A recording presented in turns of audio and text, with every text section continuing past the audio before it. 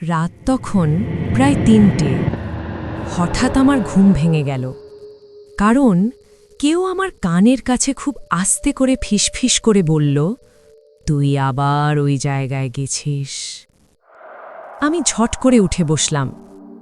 ঘরে কেউ নেই, দরজা বন্ধ, জানালাও বন্ধ, কিন্তু আমার বুকের ভেতর ঠক ঠক করছে, কারণ আমি জানি আজ বিকেলে আমি গিয়েছিলাম সেই জায়গায়, গ্রামের পুরনো বাঁশঝাড়ে, যেখানে সবাই যেতে নিষেধ করে। ঠিক তখন বাইরে তালগাছের দিক থেকে একটা শব্দ ভেসে এলো, ঠক ঠক ঠক, যেন কেউ গাছের মাথা থেকে নিচে নামছে, ধীরে ধীরে। আর আমি বুঝলাম, আজ রাতে আমি একা না। হ্যালো বন্ধুরা, ভূতকথার আরও একটি নতুন গা ছমছম করা হরর ভিডিওতে আপনাদের সবাইকে স্বাগতম। আজকের এই গল্পটা আমাদের কাছে পাঠিয়েছেন একজন শ্রোতা। তার অনুরোধে আমরা তার নাম ও ঠিকানা প্রকাশ করছি না। তিনি যেভাবে ঘটনাটা আমাদের কাছে লিখে পাঠিয়েছেন, আমরা ঠিক সেভাবেই আপনাদের সামনে তুলে ধরছি। এই গল্পে কোনো ধরনের পরিবর্তন করা হয়নি, শুধু গোপনীয়তার স্বার্থে কিছু নাম ও স্থান কাল্পনিকভাবে ব্যবহার করা হয়েছে। তাই অনুরোধ থাকল, গল্পটা শেষ পর্যন্ত মনোযোগ দিয়ে শুনবেন, কারণ কখন কোন অংশটা আপনাকে অস্বস্তিতে ফেলবে আপনি নিজেও বুঝতে পারবেন না। আমি নাইম, শহরে থাকি, কিন্তু এই গ্রামটাই আমার জন্ম। অনেক বছর পর ফিরলাম, কারণ বাবা হঠাৎ অসুস্থ হয়ে পড়েছে।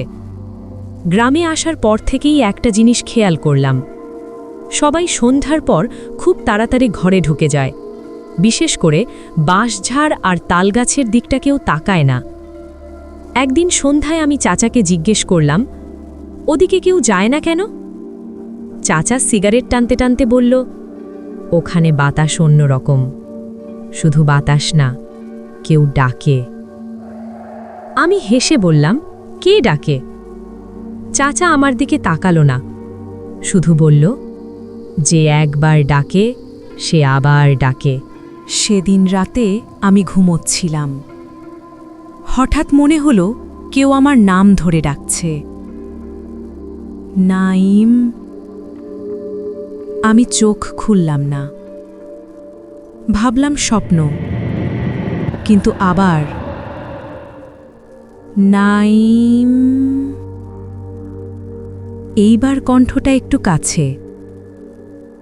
আমি ধীরে চোখ খুললাম, দেখলাম দরজার নিচ দিয়ে একটা ছায়া, কেউ দাঁড়িয়ে আছে। আমি জিজ্ঞেস করলাম, কে? কোনো উত্তর নেই, কিন্তু ছায়াটা নড়ছে না। আমি উঠে দরজা খুললাম, বাইরে কেউ নেই, কিন্তু উঠোনে পা রাখতেই ঠান্ডা বাতাস লাগল। আর দূরে বাঁশঝাড়ের ভেতর থেকে আস্তে আস্তে একটা আওয়াজ, কেউ হাসছে। সেদিন রাতে আমি একটা স্বপ্ন দেখলাম। আমি হাঁটছি কাঁচা রাস্তা দিয়ে, চারপাশে কুয়াশা। হঠাৎ দেখি সামনে একটা তাল গাছ, গাছের মাথায় কেউ বসে আছে। আমি তাকিয়ে থাকতেই সে ধীরে ধীরে নিচে নামতে শুরু করল, কিন্তু স্বাভাবিকভাবে না, উল্টো হয়ে, মাথা নিচে, পা উপরে। আর নামতে নামতে সে বলছে, তুই দেরি করে ফেলছিস। আমি দৌড়াতে গেলাম, কিন্তু পা নড়ছে না। তারপর হঠাৎ সে আমার সামনে, মুখটা পুরো কালো, শুধু দাঁত দেখা যাচ্ছে। আমি চিৎকার করে উঠে বসে পড়লাম, কিন্তু আসল ভয়টা তখনই শুরু হলো, কারণ ঘুম ভাঙার পরও আমি শুনতে পেলাম তালগাছের দিক থেকে একই শব্দ আসছে। পরদিন দাদি আমাকে ডেকে বলল, তুই কি বাঁশঝাড়ে গেছিস? আমি চমকে গেলাম। কেন? দাদি আমার দিকে তাকিয়ে বলল, কাল রাতে তোকে কেউ ডাকছিল।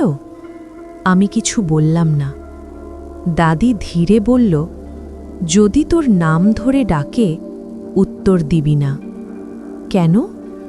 দাদি ফিসফিস করে বলল, কারণ প্রথমে সে তোর নাম জানবে, তারপর তোর ভয় জানবে। সেদিন বিকেলে আমি আবার গেলাম বাঁশঝাড়ের দিকে। কেন জানি না, মনে হচ্ছিল কেউ আমাকে টানছে। ভেতরে ঢুকতেই হঠাৎ চারপাশ চুপ হয়ে গেল। পাখির শব্দ নেই, বাতাস নেই। তারপর একটা ফিসফিস, এতদিন পরে এলি? আমি ঘুরে তাকালাম, কেউ নেই, কিন্তু মাটিতে কিছু দাগ, যেন কেউ টেনে নিয়ে গেছে কিছু। আমি সেই দাগ অনুসরণ করলাম। দেখলাম একটা পুরনো জায়গা, মাটি একটু উঁচু, আর সেখানে একটা ভাঙা চুড়ি। আমি সেটা হাতে তুলতেই আমার কানে একটা তীব্র চিৎকার বাজল। আমি পড়ে গেলাম, আর চোখের সামনে ভেসে উঠল একটা মেয়েকে কয়েকজন ধরে রেখেছে। সে চিৎকার করছে, আর কেউ বলছে, চুপ থাক, না হলে তোরে মাটির নিচে পুঁতে ফেলব। আমি দৌড়ে বাড়ি ফিরে এলাম। বাবাকে জিজ্ঞেস করলাম, এই গ্রামে আগে কিছু হয়েছিল? বাবা চুপ। তারপর বলল, সব গ্রামেই কিছু না কিছু হয়, কিন্তু এই বাঁশঝাড়? বাবা হঠাৎ চিৎকার করে উঠল, ওখানে যাস না। আমি থেমে গেলাম, কারণ বাবার চোখে ভয় ছিল। শুধু ভয় না, অপরাধবোধ। রাতে আবার সেই স্বপ্ন। এইবার আমি পুকুরের পাশে। পানিতে তাকিয়ে দেখি আমার মুখ না, একটা মেয়ের মুখ। সে ধীরে বলল, ওরা আমাকে মারে নাই, চুপ করাইছে। আমি বললাম, কে? সে আঙ্গুল তুলে দেখালো আমার পেছনে। আমি ঘুরলাম, দেখলাম আমার বাবা দাঁড়িয়ে। পরদিন আমি চাচার কাছে গেলাম। চাচা অনেকক্ষণ চুপ থেকে বলল, 17 বছর আগে একটা মেয়ে হারায়। ও বলছিল সে কিছু দেখছে। কি দেখছিল? চাচা আমার দিকে তাকালো, তোর বাবারে। আমার মাথা ঝিমঝিম করল। মানে? চাচা বলল, তোর বাবা আর কয়েকজন মিলে ওরে চুপ করাইছে, কারণ ও দেখছিল একজন মহিলারে রাতের বেলা বাঁশঝাড়ে টান দিছে কেউ। সে মহিলাকে? চাচা ধীরে বলল, তোর মা। আমি কিছুই বুঝতে পারছিলাম না। মা মারা গেছে নাকি? ঠিক তখন বাতাস বন্ধ হয়ে গেল। বটগাছের দিক থেকে শব্দ। ঝড় না, কিন্তু সব পাতা একসাথে নড়ছে। আমি তাকিয়ে থাকতেই গাছের নিচে দাঁড়িয়ে একটা ছায়া। সে বলল, তুই তো সব দেখছিস। আমার মাথা ব্যথা শুরু হলো। হঠাৎ মনে পড়তে লাগল, ছোটবেলায় আমি এক রাতে উঠেছিলাম, বাবার পেছনে গিয়েছিলাম বাঁশঝাড়ে। আর সেখানে আমি দেখেছিলাম বাবা একজন মহিলাকে টানছে, আর সেই মহিলা আমার মা। আমি বাবার সামনে গিয়ে দাঁড়ালাম। তুমি মাকে মেরেছ? বাবা কাঁপতে লাগল। আমি মারি নাই, ওরে আমি ছাড়তে পারি নাই। মানে? বাবা কাঁদতে কাঁদতে বলল, ও বলছিল সে যা দেখছে তা বলবে। তখন তখন হঠাৎ বাঁশঝাড় থেকে ভয়ঙ্কর একটা শব্দ, ধাম। সব বাঁশ একসাথে নড়তে লাগল। তারপর সেই ছায়া বের হয়ে এলো। এইবার পরিষ্কার, মানুষ না, লম্বা, কালো, চোখ নেই, কিন্তু সে সরাসরি বাবার সামনে এসে দাঁড়ালো আর বলল, মিথ্যা চাপা দিলে আমি জেগে উঠি।